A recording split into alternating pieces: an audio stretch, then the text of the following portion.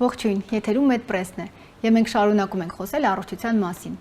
Այսօր խոսելու ենք ուլտրաձայնային հետազոտությունից մանկաբարձագինեկոլոգիական պրակտիկայում։ Եվ մեր հյուրն է Մարգարյան ծննդատուն, մոր եւ մանկան առողջության պահպանման գիտահետազոտական կենտրոնի բժիշկ սոնոգրաֆիստ Նելի Հովհաննիսյանը։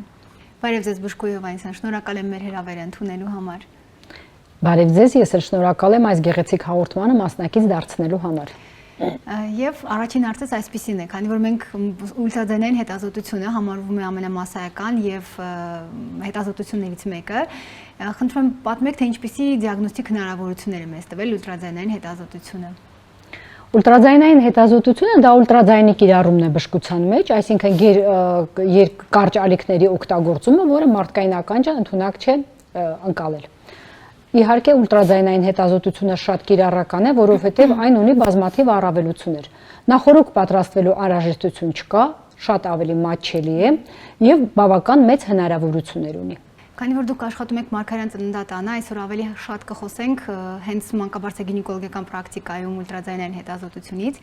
եւ խնդրում եմ պատմեք, այդքան շատ մենք լսում ենք 2D, 3D, 4D, ինչ են սրանք նշանակում, արդյոք առանձին հետազոտության մեթոդներ են, թե մեկը մյուսին լրացնում են։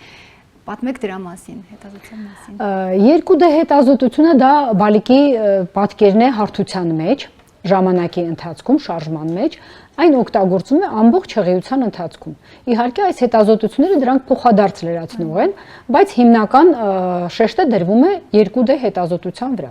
3D հետազոտությունը դա բալիկի տարածական պատկերն է, ստատիկ պատկերն է, երբ որ տեսնում ենք բալիկի դեմքը, դիմագծերը, մամաները արդեն շփվում են իրենց բալիկների հետ, իսկ 4D հետազոտությունը դա տարածական պատկերն է ժամանակի ընթացքում։ Երբ որ բալիկի շարժումը, ժպիտը, էմոցիաները կարելի է տեսնել, իհարկե դա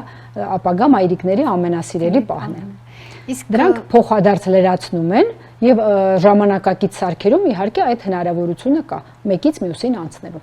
Իսկ այն կիրառվում է միայն մանկաբարձությունում, թե գինեկոլոգիական պրակտիկայում նույնպես կիրառվում են այս 3 տարբերակով սոնոգրաֆիան։ Իհարկե եւ մանկաբարձության մեջ եւ գինեկոլոգիայում բավական լայն տարածում ունեն այս 3 տեսակները։ Հատկապես արգանդի խոռոչի պաթոլոգիաների ժամանակ 3D պատկերը շատ ինֆորմացիա է պարունակում։ Ինչպես դուք նշեցիք, հղիների ամենասիրելի հետազոտությունն է սոնոգրաֆիկ հետազոտություն հղիության ընթացքում, երբեմն դա նույնիսկ կարող է մոլուցքի հասնել եւ ամենափոքր գանգատով հղիները ցանկություն ունեն ուլտրաձայնային հետազոտություն անցնելու։ Խնդրում եմ ասեք, արդյոք կան սահմանափակումներ հղիության ընթացքում ուլտրաձայնային հետազոտությունների, թե իրականում կանայք իրենց ցանկությամբ միշտ կարող են անցնել ուլտրաձայնային հետազոտություն։ Ուլտրաձայնային հետազոտությունը, ինչպես նշեցի, բավականին անվտանգ է։ Ինքը իրենից վտանգ չի ներկայացնում, դա ձայնի կիրառումն է եւ ուլտրաձայնային հետազոտությունը կարելի է կատարել այնքան անգամ, ինչքան բժիշկը դրա անհրաժեշտությունը ունի։ Իհարկե ոչ թե մամայի ցանկությամբ, այլ բժշկի կարիքների ժամանակ։ Ուլտրաձայնային հետազոտության ժամանակ ոչ մի ազդեցություն բալիկի եւ մամայի վրա չի ազդում, ոչ մի վնասակար ազդեցություն չունի եւ ինքը բավականին ինֆորմատիվ է։ Համարվում է անվտանգ հետազոտություն։ Այո։ Հայտնի է, որ մանկաբարձագինեկոլոգիական պրակտիկայում հետազոտություն ուլտրաձայնային իրականացվում է ներհեշտոցային եւ որովայնային տվիչներով, արդյոք կա որևէ տարբերություն այս տարբերակ մեթոդների միջև։ Եվ իհարկե կիրառվում են եւ ներհեշտոցային եւ որովայնային տվիչները, դրանք իրար փոխադարձ լրացնող մեթոդներ են։ Գինեկոլոգիական պրակտիկայում իհարկե եթե դրա հնարավորությունը ունենք, կինը արդեն ապրում է սեռական կյանքով, անպայման կիրառում ենք տրանսվագինալ, այսինքն ներհեշտոցային տվիչը, որովհետև դա ավելի ինֆորմատիվ է։ Հղիությունների ժամանակ մինչև 12-13 շաբաթականը նույնպես շատ օգտագործվում է ներհեշտոցային տվիչը։ Ինքը բավականին ինֆորմացիա ունի։ Այսինքն կիրառում ենք առաջին սկրինինգի ժամանակ եւ որովայնայինը եւ ներհեշտոցայինը։ Մեծ հղիությունների ժամանակ արդեն ավելի կիրառական է որովայնային տվիչները անհրաժեշտության դեպքում, այսինքն երբ որ պետք է ընկերքի որոշակի առանձնահատկությունները, արգանդի վզիկի երկարությունը եւ այլն պարզելու համար արդեն նոր կիրառում ենք ներհեշտոցային տվիչները։ Այսինքն հղիության ընթացքում նույնպես ներհեշտոցային տվիչը կիրառվում է, քանի որ հաճախ հղիների մոտ առաջին երամսեկուն հղիության ախտորոշման կամ հղիության ընթացքում որևէ մի խնդիրների հայտնաբերման համար առաջարկելու դեպքում հղիների մոտ որոշակի վախ է առաջանում, խնդրում եմ այդ մասին էլ խոսեք։ Ներհեշտոցային տվիչների ժամանակ ոչ մի վտանգ չի սպառնում հղեին, բնականաբար սիրելի հղիներ ոչ մի բժիշկ ձեզ չի առաջարկի այն մեթոդը, որը կարող է վնասել ձեզ կամ ձեր բալիկին։ Անհրաժեշտության դեպքում իհարկե կատարվում է նաև ներհեշտոցային հետազոտություն։ Իսկ հղության դրական թեստից կամ եթե արդեն խորոնալ գոնադոտրոպինի մակարդակն է որոշվել արյան մեջ եւ հղության փաստը հաստատված է, որքան ժամանակ հետո է ցանկալի որպեսզի կինը դիմի ուլտրաձայնային հետազոտության, որպեսզի չլինի ժամանակից շուտ կամ լինի ուշացած։ Ընդհանրապես խորհուրդ ենք տալիս, երբ որ դաշտանային ցիկլը ուշանում է 7-10 օր, արդեն կարող է գալ ուլտրաձայնային հետազոտության։ Այսինքն ժամանակ է պետք, երբ որ բեղմնավորված պտղաձուն արգանդափողերից հասնում է արգանդի խոռոչ, որպեսզի հնարավոր լինի իր տեղը որոշել։ Դա շատ կարևոր է հատկապես նախկինում կեսարյան հատումներ ունեցած մայրիկների համար, որոնք ունեն սպի արգանդի վրա, եւ կարևոր է տեսնել պտղաձուն ինչպիսի տեղակայություն ունի սպիի նկատմամբ։ Այն որ խոսեցիք սկրինինգների մասին, խնդրում եմ բոլոր հղիները լսում են այդ սկրինինգների մասին, խնդրում եմ պատմեք ինչ է իրենց ներկայացնում ուլտրաձայնային սկրինինգը եւ որ ժամկետներում է այն իրականացվում։ Ուլտրաձայնային սկրինինգները դրանք կոմպլեքս հետազոտություններ են, որոնք նախարարության կողմից հաստատված որոշակի խնդիրներ ունեն լուծելու։ Առաջին սկրինինգը կատարվում է 11 շաբաթականից մինչև 13 շաբաթական 6 օրն ընկած ժամանակահատվածը, երբ որ սաղմի չափերը գտնվում են 45 մմ-ից մինչև 84 մմ սահմանում։ Այդ ժամանակ անպայման հետազոտում ենք բալիկի քթոսկրի առկայությունը, օձիքային տարածության չափը, տրիկուսպիտալ փականում ռիգուրգիտացիայի առկայությունը, երակային ծորանում պուլսացիոն ինդեքսն ենք չափում, այսինքն պարամետրեր, որոնք շատ կարևոր են բուժող բժշկին հետագա ախտորոշումների համար։ Այսինքն դա կարևոր է քրոմոսոմային անոմալիաների հնարավոր առկայությունը պարզելու համար։ Դա իհարկե կոմպլեքս հետազոտություն է, կատարվում է նաև երակային արյան մեջ որոշակի հորմոնների հետազոտություն, այսինքն մարդկային ԽԳ-չեն, պապա կոչվող անալիզը եւ այդ դրանք միասին, իրար հետ միասին որոշակի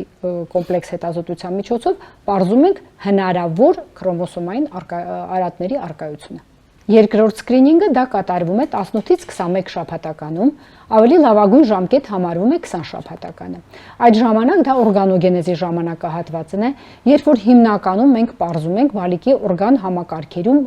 իր զարգացածության չափը։ Հետազոտում ենք ուղեղը, սրտիկը, որովայնի խոռոչի օրգանները, սեռական օրգանները, վերջույթները, մատիկներն ենք հաշվում, որ հղիները շատ սիրում են, ընկերքի վիճակը, պտղաջրերի քանակը, արգանդի վզիկի վիճակը, այսինքն այն բոլոր օրգան համակարգերը, որոնք արդեն ձևավորված են։ Երրորդ սկրինինգը այդպես ընդունված չի, բայց սովորաբար երրորդ սկրինինգ համարում ենք 32-ից 34 շաբաթականը, երբ որ արդեն պարզում ենք արգանդի մեջ բալիկի դիրքը, ընկերքի վիճակը, պլացենտայի որևիցե պաթոլոգիայի առկայությունը, պտղաջրերի քանակը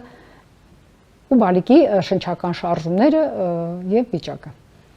Շատ լավ, այս բոլոր հետազոտությունների ընթացքում ձեզ պետք են շատ լավ սարքավորումներ եւ հիմա տեխնիկական նոր տեխնոլոգիական նվաճումները մեծ հնարավորություն են տալիս։ Խնդրում եմ նշեք ինչպիսի սարքավորումներով եք աշխատում դուք Մարգարյան ծննդատանը։ Սիրելի հեռուստադիտողներ, ասեմ ձեզ, որ Մարգարյան ծննդատունը հագեցած է գեր ժամանակակից սարքավորումներով, ամենավերջին նորագույն սարքավորումները կան հիվանդանոցի սարքավորումների շարքում, աշխատում են բավականին բանիմաց, փորձառու բժիշկներ, այնպես որ սիրով սպասում ենք ձեզ։